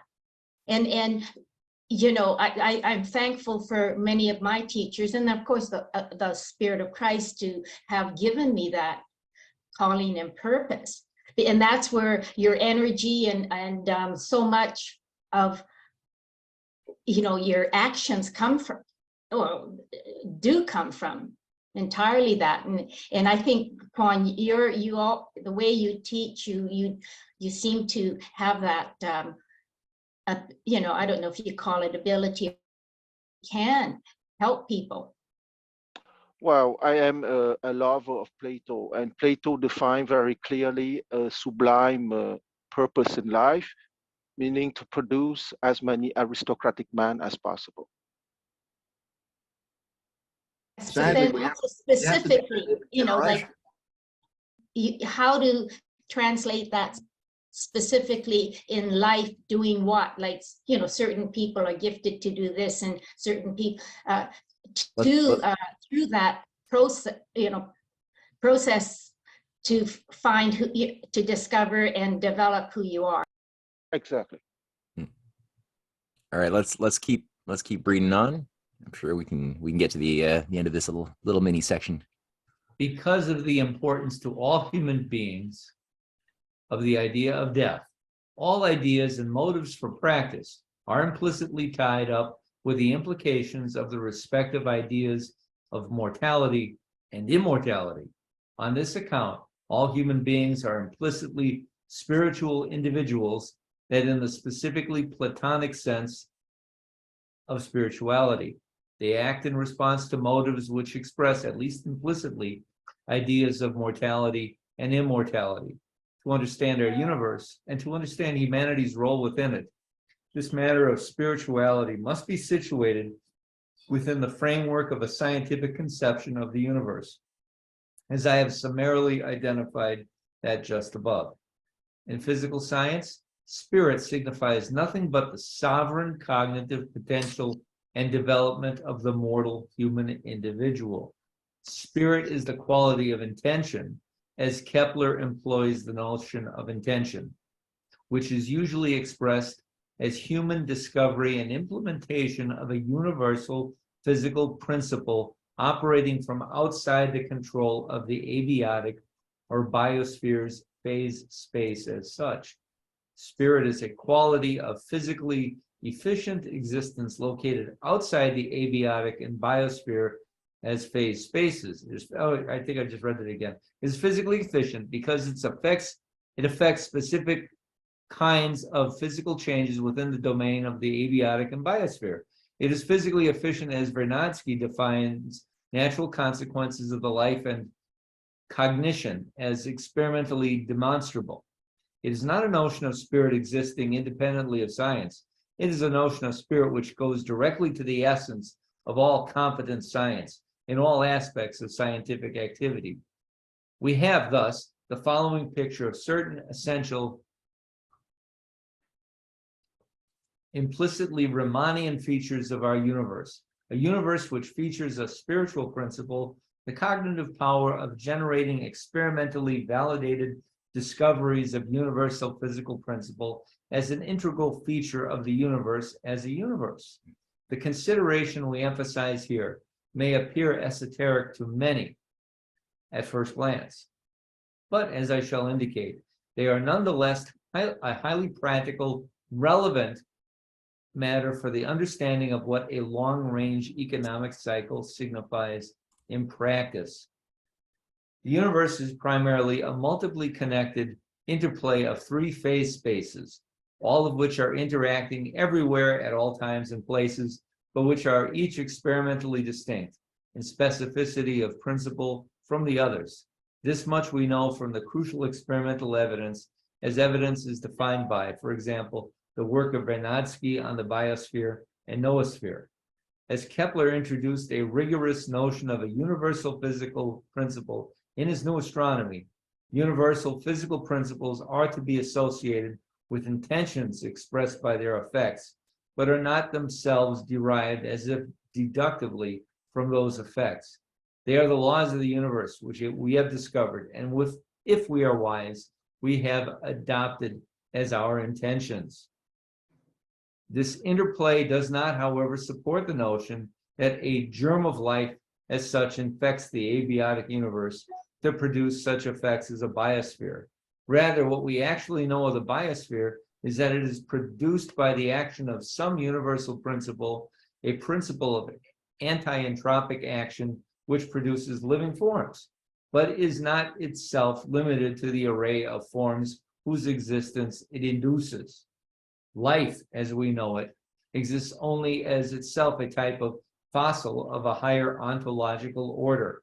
The principle expressed by life in general, life as distinct from experimentally defined abiotic universality, always existed. It is an integral principle of the universe. Under certain conditions yet to be determined by us, this principle generated life forms, forms which are, in effect, fossils of that action. Life as we conceive its expressions is itself collectively a fossil of the principle which has generated the existence of those forms. What we know as a matter of principle is that the conditions for generating what are recognized as such life forms must have existed at that time within the self-development of the universe as a whole. We know very little more than that, but that much we know with certainty. However, that much said, we also know that the development of living forms is ordered to such effect that the pre-existence of some living forms or their fossils is necessary for the emergence of other life forms, including most conspicuously higher life forms. The case is clearer, at least in first approximation, in examining the evidence bearing upon the natural products of cognitive action. Cognition is a principle expressed in itself as a sovereign function of the living human individual, but it is not to be inferred as an existently self-subsisting principle from its individual effects. From the standpoint of physical science, the cognitive notion of the existence of God is twofold in the following terms. First, as I have emphasized earlier here, God is universal cognition, anti-entropy per se.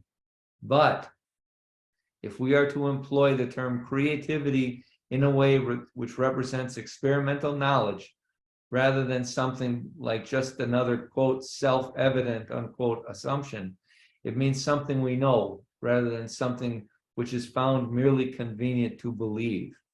In the science of physical economy, we know the efficient existence of a quality called willful cognition, which Kant, for example, denied to exist.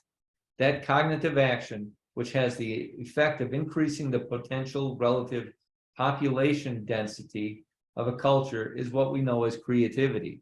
That is, as I have emphasized here earlier, in the first approximation, the scientific notion of the existence of a God principle reigning in the universe. But that, as I have warned earlier, is not all. Creativity, as we actually know it, exists only in the form we actually know it, as human creativity. It is a sovereign quality of an individual human mind. The idea of sovereign individuality can in no way be separated except in a purely irrational, arbitrary way from creativity. Thus, for science, God exists only as a universal personality, as pure creativity existing as a universal personality. Our notion of God is limited to the basis for that knowledge in which we experience and know as the unique quality of the cognitive power to create. Furthermore, the relationship of the individual person to God is of the same nature as a cognitive quality of social relationships among person and society. As Cardinal Nicholas of Cusa expressed the point, we may participate in God. These matters must tend to be misunderstood by many at first as the intrusion of religious ideas upon the domain of science. Yet, consider the most important questions underlying all matters of policy of either persons or nations. The question of intention.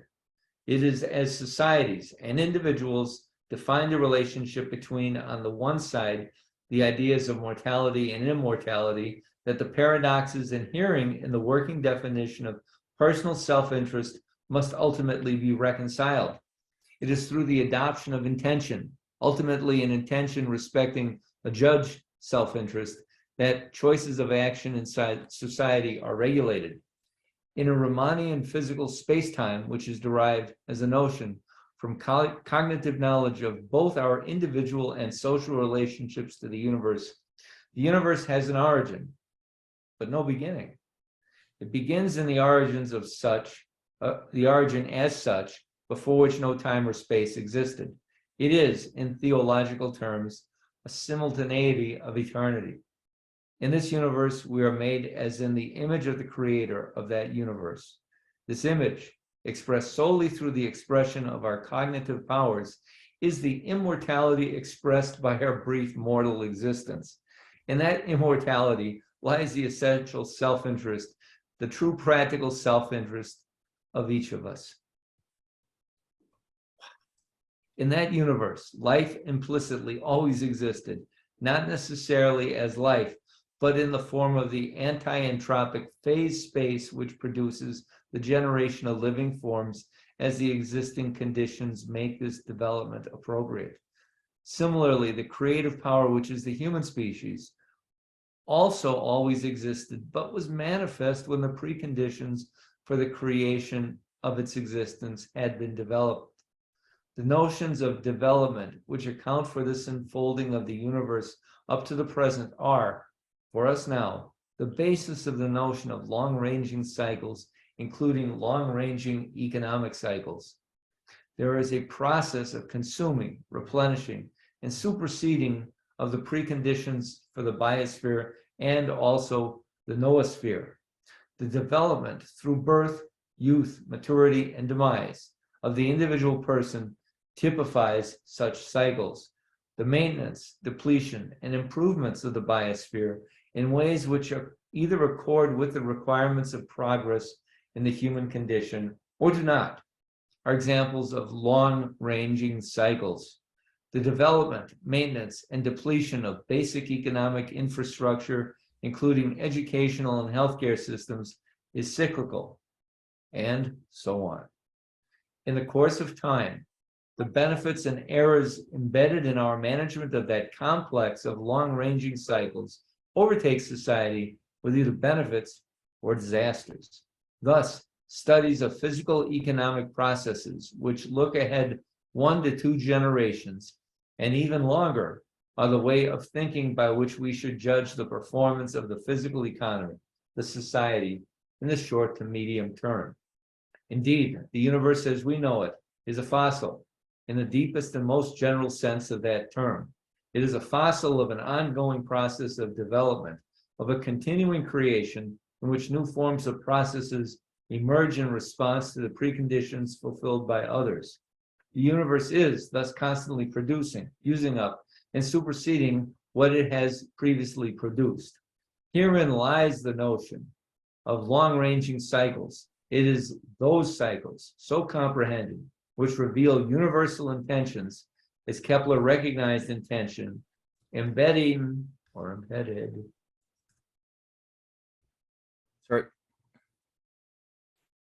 in that self-development of the universe. Man exists in that universe and operates on and changes those cycles to the intended purpose of the existence of our species. Those relations are expressed as they are reflected in the physical economic cycles of modern civilization, as also earlier. The way in which one physical cyclical phase of the process leads towards the outcome inhering in the governing assumptions of current practice is to be recognized as the most important feature of that cycle, its systemic characteristics. In all competent such studies, our primary concern is to define the systemic characteristics of the long-ranging cycles being considered. The first object of such studies is to detect and eradicate the false systemic assumptions which are impelling society towards self-inflicted catastrophe. The second object is to adduce the principles which must supersede the assumptions we must discard. Those principled underpinnings of the crisis before us, so considered, proceed so informed to the immediate practical measures needed to pull this planet back safely from the present brink of a prolonged global new dark age of all humanity. Well, bam. Okay, it's a lot in there. I was just thinking a little bit about what he had said earlier regarding the question of a universe that has an origin but not a beginning as such. Do people have some cognitive dissonance with that idea at all, or not at all? Because that, right. that's the only right answer. What's that, Quan? No cognitive dissonance at all, because that's the only right answer possible. Bold. Okay. Because that's the question of the Parmenides paradox. Okay, being and phenomena. Mm-hmm. Got to get you to do a class on the Parmenides paradox, Quan. Yeah, why not? Because just in 2 seconds, okay. Being cannot have a beginning, because if you are talking of a beginning, a middle, and an end, you are in the domain of phenomena. Mm-hmm. Yeah, and being is that which has it transcends the becoming, right? It is what gives meaning to the becoming, which is that which exists in the beginning, middle, end part of the world where things have boundary conditions. Absolutely. You know, once again, I don't want to make propaganda too much for Alfred Whitehead, because he's a very questionable guy. But he said that Plato wrote everything, that Western civilization are made of footnotes under Plato's dialogues. And that's true. Mm-hmm. And Western civilization did not accomplish everything that has been written in Plato's dialogue. Mm-hmm. There's something fishy about, I'm reading his on knowledge, modes of reasoning, and there's something weird where he's saying, like, because he's saying everything comes from Plato, but he also says nobody took that Aristotle advanced and improved upon Plato's obscurities and took it further. Oh, no, because I give you just one example. Okay, often it's said that the distinction between aristocracy and oligarchy, monarchy, tyranny, and democracy and mob rule is from the Politics by Aristotle, but it's absolutely false. Aristotle copied Plato, because those three distinctions comes from the dialogue called the Statesman, precisely. Mm-hmm. Yeah, we're definitely going to read that. A lot of Aristotle is plagiarized from Plato and a little bit changed. And here's the fascinating thing. He also says something about Leibniz, because he says the other great mind after Plato, and then he says, but Plato was improved upon by Aristotle. Then Whitehead goes on and he says, but the greatest mind was Leibniz, whose ideas were only improved upon by one man who took Leibniz even further, which is William James. Wow. Wow. So he does William James, these weird wow. things with, he's got such Very a, weird. huh? I said very weird. William James is certainly a great man, but to say that that he's the crowning of human thinking is a little bit far-fetched. Well, that's the strange thing. There's just something in Whitehead where it's so good and it sounds so Leibnizian, but there's something always, just like you said, there's something always off in the smell consistently. Like he's good. He's better than Bertrand Russell. Well, you have at least 3 hypotheses. He is a provocateur, as possible. Mhm. He's a servant of the oligarchy. And he's a little bit illogical sometimes. I see at least those 3 hypotheses. Mhm. And the 4th would be that he's a mix of the 3 from time to time. Right. Right. Well, definitely, yeah. His panpsychism is very close to the monadology. That's very close. Creepily close. But I digress. But the idea of this universe that is where you have these 3 phase spaces of the living, of life, but life is not the living things, right? But it's a provocative idea that life is universal, but by being universal, it doesn't have any boundary conditions. You couldn't say there's a moment before which life existed or outside of which there is life. It's kind of like you kind of walk into an intellectual absurdity, because then you're like, well, then non-existence had to create existence, or non-life had to create life, or, we're bounded by non-life and non-existence, all of that, which is the universe. Yeah. So you got this image of this very stupid but popular image of the Big Bang cosmology of the universe, where we're living in this big bubble and we're all, moving away from this point that just exploded 13.7 billion years ago out of whatever, essentially nothing. Yeah. And around which we're expanding into what exactly? Nothing. Nothing. Yeah. Yeah. But the Big Bang stuff has been solved long ago by the Indians, by the notion of Kanpa, okay, of cosmic cycles. Okay, you can have a beginning, a middle, and an end for cosmic cycles, but a cosmic cycle is not the whole universe with a capital U. Okay, it's not cosmos. Okay, I would like to bring again two Greek words. Okay, because the Greek word cosmos doesn't mean the universe. Okay, in the ordinary sense of the word. Okay, the Greek word cosmos means God's plan. Okay, God's plan spiritually, mentally, and physically. And the physical universe in Greek is not cosmos, it's aion. A-I-O-N, okay, ion, and in English we have the word aeon, okay, from ion. So in that sense, the notion of a beginningless cosmos is the most logical, but we can have ion having a beginning, or what the Indians call a kanpa.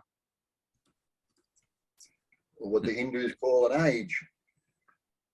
Yeah, exactly. So, I think what I would say is not. Sorry, Paul. What did you say?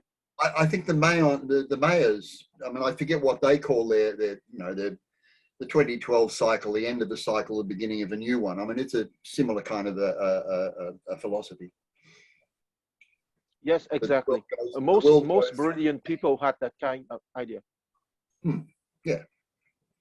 So they weren't thinking about these cycles.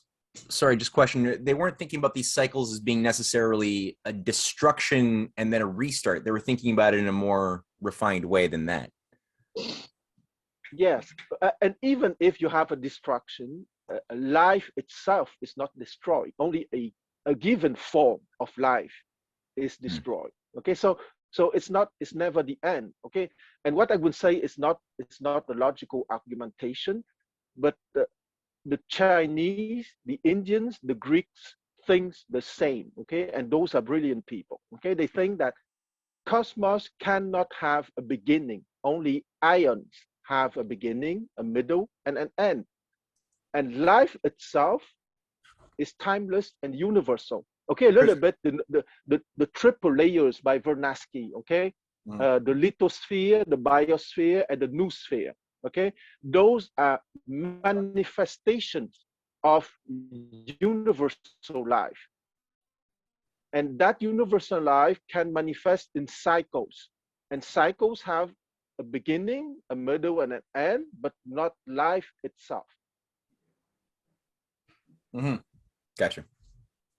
Right. I like the idea And of what he was talking about fossils. And I'm not completely certain I'm accurate, but it seemed like he was saying that the present reality that we're living in is a fossil created by what was previously being created by intent in the noosphere. Yeah. It's like exactly. Yeah. All of their oligarchical systems that have no life in them and no love in them are a fossil that is getting ready to just be burned up.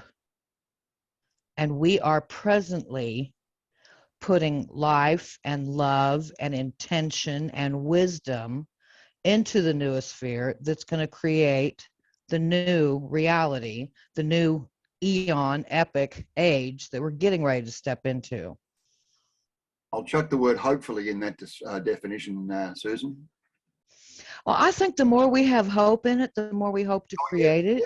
But I'm seeing these ideas come together from all different kinds of streams of thought. And we simply are in a new renaissance. We really are. If you approach it from the standpoint that potential is more real than the actual, I would tend to see a lot of value in what you just said. Yeah. Because a lot of people, they get too caught up in the material and they forget that the future is pure potential and potential, like the real, as soon as you try to capture like the moment as such, like the real thing that you're in, it tends to sort of be fleeting. And there's not much well, you that can kind do of goes back to a lot of what Quan is saying about his definition of agape and this childlike, adventurous spirit and mind and heart together, making new discoveries, and enjoying the beauty of wisdom simply for the beauty of it, enjoying giving to others simply for the joy of giving. All of these ideas are much more important to live in than anything that's material. I mean, our whole society has become just way too materialistic in both of the ways that word is used. I mean, your all's, I don't know, scientific or philosophical way of using it. But then, you know, my husband has always said he does not want his life to be about things. He doesn't want his life to be about the accumulation of things. And most people are too materialistic in that way. But these aspects of wisdom and beauty and truth and hope and love, I mean, that is the material to build your life on. Mm-hmm. And they are real. Mm-hmm. And they have life in them, and they create a life worth living. I'm so glad I found you guys. You are helping me grow in just so many ways. Amen. Glad you found us too. No, I mean, this is it. I mean, and this is what I love about the social process too. Like just being able to read something individually is important to have that internal dialogue, but there's a qualitative difference when you get a bunch of people who are sort of beating to the same frequency to work through something that's tough to read, and you can just stop and have all sorts of contributions that just open up new vistas of thought that you wouldn't really have done if you were just by yourself in your room, you know, only. So it's good. Yeah, I appreciate these things a lot. That Okay. comment provides a rationale, reason why we are all here. Yeah. Yeah. Without doubt, certainly in my case. And And I I think have discovered about myself that I very much process things verbally. And if I can't talk it out with someone, I have difficulty really digesting it and making it my own. Yeah. We have time for a quick question. Hey, Monty. Yeah, of course, dude. Yeah. I'm not going to show my face because I'm sick laying on the couch, but very much enjoyed the conversation this evening. And it brought about a stream of thought so far as when we were talking about being fruitful, multiply, replenishing the earth, about economics, about entropy, and so forth. And in light of that, I guess I just want to, would it be accurate to say that LaRouche was really the discoverer and elaborator, the first to elaborate on the science of a physical economy, which in another work, he called it the science of Christian economy. But I know when a lot of people refer to economics today, they're simply thinking about Adam Smith, capitalism, monetarist theory, which really doesn't define what economy is. I mean, it actually is a physical science. So I know LaRouche's ideas was based on a lot of ideas of Kepler and Plato and Leibniz and Riemann and so forth, as far as physical science and the metaphysical sciences. But would it be accurate to say that LaRouche was the first to articulate and the founder of the science of political economy? I think he definitely took it as far as it's been taken yet. But I remember reading, you've probably read this one, Monty, his So You Wish to Learn All About Economics back in 1984. There was that one, and there was also a book, The Science of Christian Economy. Yeah, that's part of his prison writings from '91. But the earlier one, the So You Wish to Learn All About Economics, is Right. he actually in chapter 1 says, the discoveries that I made and that I'm going to write about should have been made 100 years before me. And he cites Henry C. Carey's Unity of Law, and he says, Carey was basically on the track for all of the things to really make economics a real branch, sort of the queen of all sciences.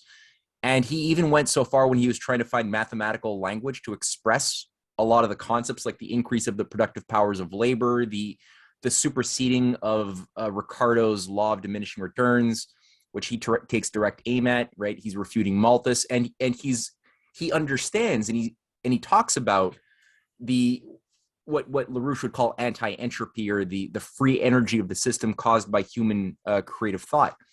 But he went to Göttingen University. He actually in the 1850s went to Germany, to Göttingen University, to try to find a scientist who could give him a language to put this into those, a mathematical form of language. And he's like, the problem was, instead of going to Riemann's department, he went to some other mathematical idiot and came out of it more confused and tried to take this, forgot this name, he calls him a one-hit wonder mathematician. And so he tried to wrap it in the wrong language. But he could have. He was living at the same time as Riemann. He could have. You could only imagine, had he met Riemann, Henry C. Carey, right? They could have come out with some incredible discoveries, way 100, like LaRouche says, 100 years before him. So in that sense, no, I think, and LaRouche calls it, he says his insight or discovery of physical economy, he calls it the LaRouche-Riemann method, is what he wants people to use as a term. But I think you're right. Probably, yeah. He probably was the founder of economics as a science, I guess. Yeah.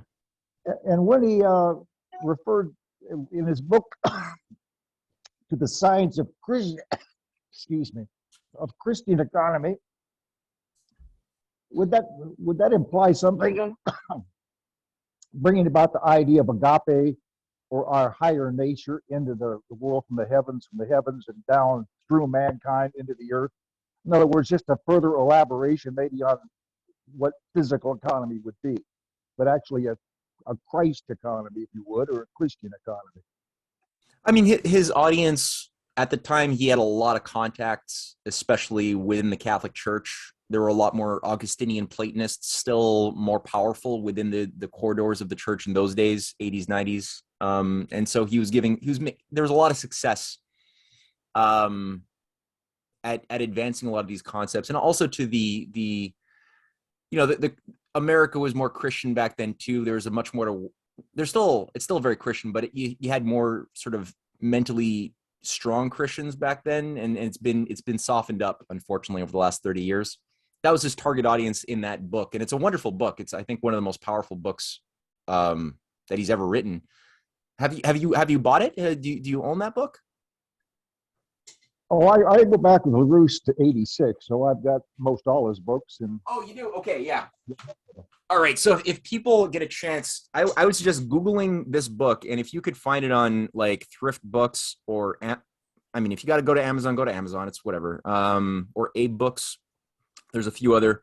You could probably get it for like 15, 20 bucks. So Science of Christian Economy and Other Prison Writings by Lyndon LaRouche.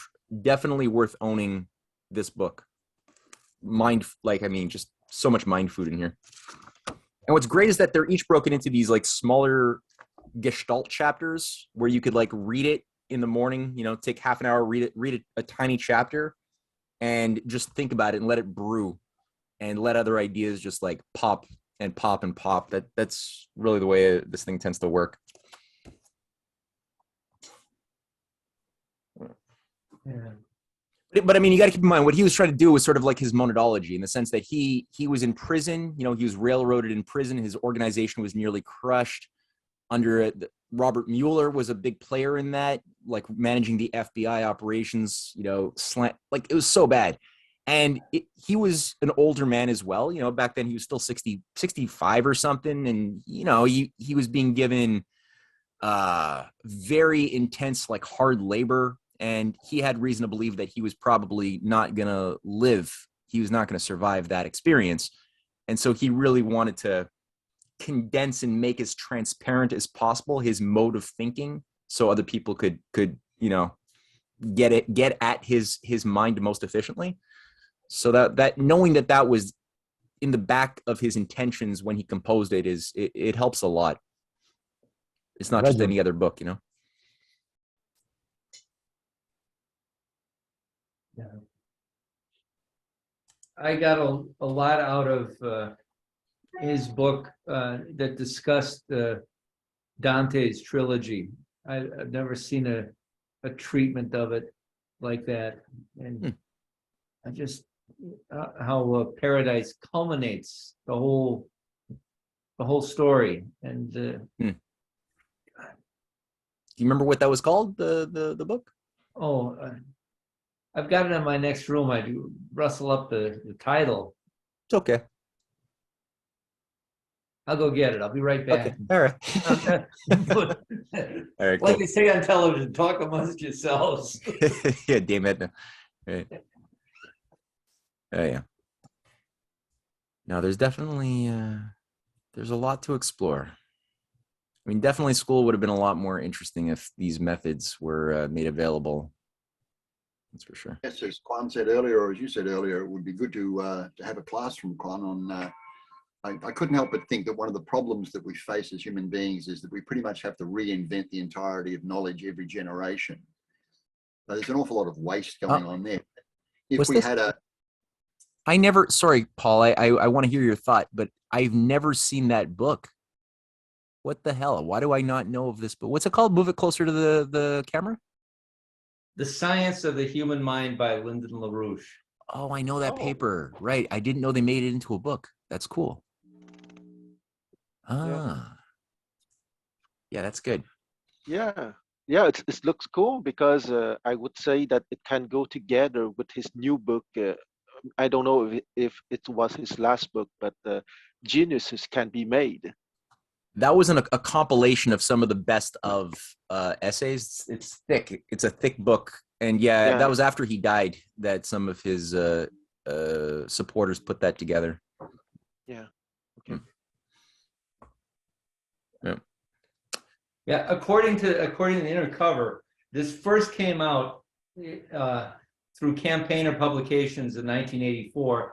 And then a new copyright exists by EIR News Services, Inc., dated 2020. So it was a year after he departed. Oh, okay. But I think that that's the core legacy by LaRouche in my mind, okay? Because LaRouche is a philosopher king of a kind, and he wants to make as much aristocratic man as possible, if I use Plato's terminology, okay? So the title of this book, Our Genius Can Be Made, in my mind, is exactly at the core of what he wants, of his intellectual and philosophical legacy. Mm-hmm. Yeah. Yeah. Yeah, it's a paradox, you know, because it's like the question of genius when you realize that it's not this. There's a real like strange popular idea that, you know, genius is this flip side of insanity in our popular culture, or it's something like that's so superhumanly abnormal that you couldn't possibly attain anything similar to one of these, like, you know, crazy superhuman geniuses who like a Da Vinci or a Beethoven, and it's just made so inaccessible based on those popularizing the definitions and you know how we're allowed to think of ourselves and our minds. But when you really think about it from the standpoint of teaching genius, it at first sounds kind of like impossible, but when you realize that no, it's something that's just so natural. Like you're really just trying to awaken sovereign minds to have wonder and humility and figure out how they use this tool called the mind the way it was meant to be used. The mind, you know, you could misuse any tool, and we've all been told to misuse our tool. And when you just use it properly, the way Da Vinci kind of just figured out, he probably had very good mentors, good teachers as well that were able to guide him when he needed it. People like Brunelleschi were in his world when he was a young, you know, teenager. You can produce what a mediocre society would be like, wow, that's superhuman, you're amazing. But it's like, no, he's just having fun and giving into wonder. And Brunelleschi was the architect, right, for the Dome of Florence? Brunelleschi was actually the architect or builder of the Dome of Florence? Absolutely. That was Da Vinci's school. That was his training experience was participating in the construction, and he designed and placed the golden dome at the very top of that thing. You're shattering my illusions here, Matthew. What you're saying virtually is that a guy like Sam Bankman-Fried is not the financial genius that he was hailed to be. Oh, no. Same with Bill Gates. I mean, you know, both of them being CIA dupes, of course, but yeah. And Paul, what I was saying before, your earlier comment, you know, about getting Kwan to run a class on how to create a genius, if you like, or how to create the aristocratic man, if you like, you know. Oh, yes, absolutely. I recommend once again the trilogy. This is definitely what we need to do. I mean, I wish I'd been able to participate in something like this in my 20s, for example, with all of the enthusiasm of youth and everything like that. But, you know, even at 70, I find this exhilarating. And I think it's a necessary thing. I mean, you know, as we go through the horror of what we're going through now, I'm often thinking of where do we want to move? Not where are we going to, but where do we want to? There's an aspirational, hopeful thinking, Susan, if you like. You know, setting up good schools, setting up, and I don't necessarily mean a physical school. I just mean an environment where you can learn in really constructive ways, in the ways that we're always talking about in these recent lectures anyway, these recent reading discussions. We tend to end up in a philosophical discussion of sorts. Yeah, but that's precisely what Susan said maybe an hour ago, is parenting ourselves, okay? Because, and I would like to go back to the case of Da Vinci, okay? Because sometimes biography can explain certain things. Da Vinci was a love child, okay? He was the illegitimate child of a rich man in Firenze. And because he was an illegitimate child and a loved one, he was free to do what he wanted, and he was not forced to go into a career upholding the status of his family. So, contrary to his legitimate brothers, he has not been subjected to the torture of an official school and having to uphold a carrier for the status of his family. Mm-hmm. Yeah, he had freedom. Yeah, that Yes. helped. That definitely helped. So one of the social formula would be to be born as a love illegitimate child.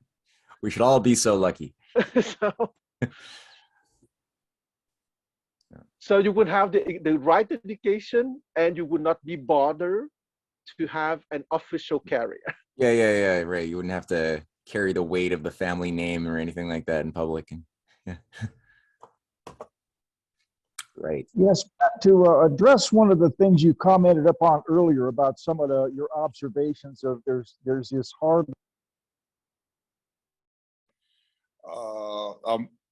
attitude amongst a lot of the people you're interacting with. And today I had somewhat of a breakthrough and some positive feedback. I related in a message in the chat here about on Substack, there's a fellow named Burning Bright. He wrote this article called Mirror, Mirror, which was the trilogy of the Sovereign Alliance. And he in particular mentioned Putin and Xi and LaRouche. Not LaRouche, but Trump. But in a back and forth in the comments section with him, I mentioned LaRouche, that really LaRouche is what laid the foundation for the success of what's happening in Russia and China right now. And the feedback I got upon the American system of political economy, how ironic it was that Russia and China were really using some of the principles from the American system of political economy. And that was really introduced to them by the LaRouche movement back in the 1990s. And they were somewhat surprised to hear also. I mean, there was a familiarity with LaRouche. In one sense, he's still very active and living. And it seems like good leverage to intervene on this against this, the Democrats seem to go after Russia. And there's a certain element of the neocon, of the alt-right, that you pull their string and they're complaining about China. So just an observation I had today with this interaction with them that might be useful insofar as considering. Yeah, but I have a grandiose interpretation for that. LaRouche is the philosopher king, putting the project of the philosopher king.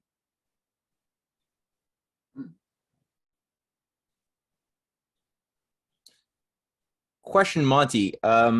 Burning Bright, did you ever hear in your networks that he is passing himself off as Brian Burlatek in disguise or something? Or is that something that you've never heard before? Monty? He's muted. Oh, Monty, you're muted. I guess he might have walked away. Yeah, there's something strange about that story too. I gotta get my mind around it. But what is strange in that? That there is, I've had several people who follow this Burning Bright character. Oh, Monty, are you there? Monty? So they all told me, yeah, he's actually Brian Burlatek, who's changed his name and is speaking to the more QAnon movement. It's not Brian Burlatek. I've listened to a few of his podcasts. It's not him, and I'm just wondering where that's coming from, because a lot of people are starting to believe it. And I was curious if Monty, because he's sort of in tune with that network, if he also came across that or not. My microphone shut down, so I'm just back on now. Oh, there you are. Okay, so did you hear everything I just said? No, I didn't at all. I'm sorry. Oh, that's so fine. I basically was just asking. I had several people who told me who like listen to Burning Bright a lot, who told me, yeah, he's actually Brian Burlatek, who's changed his name to accommodate a different audience.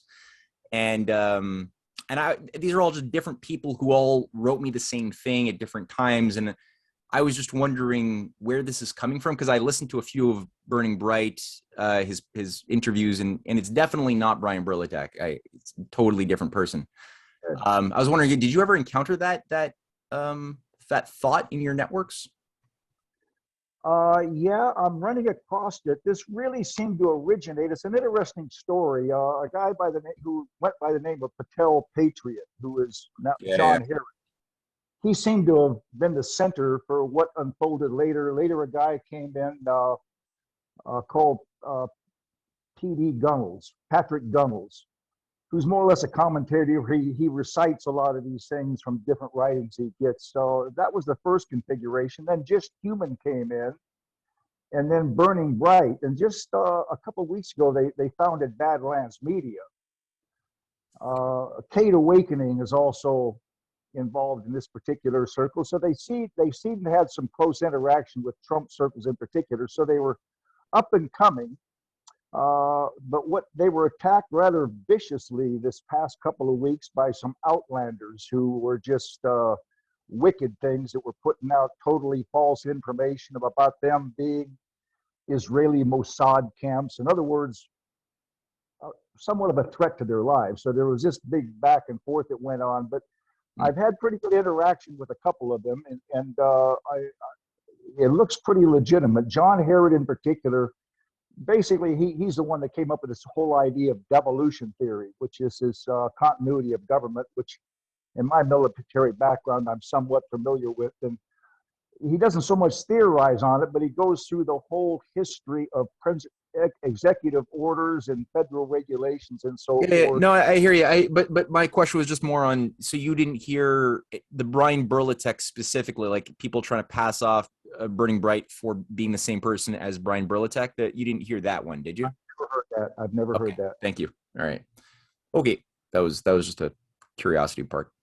Yeah. Would it take too long to explain who Brian Burlatek was? He's just a really solid analyst who has a show called New Atlas on YouTube. Yeah. Very, very good analyst. Oh, okay. I've heard you recommend him before. Yeah. No, the voice doesn't sound like him at all. It sounds like, I think it's somewhat different.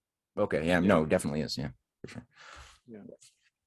Well, all right, guys. 10:30. So I'm gonna have to round it out for tonight. And I know on Sunday we're gonna have Cynthia go through a presentation. I'll send out the invite on Friday like usual, and we'll pick this back up on next Wednesday. So thank you everybody once again. Thank you everybody. Take care. Cheers, folks. Bye. Thank you again. Bye-bye. Thank you, Matthew. Cheers.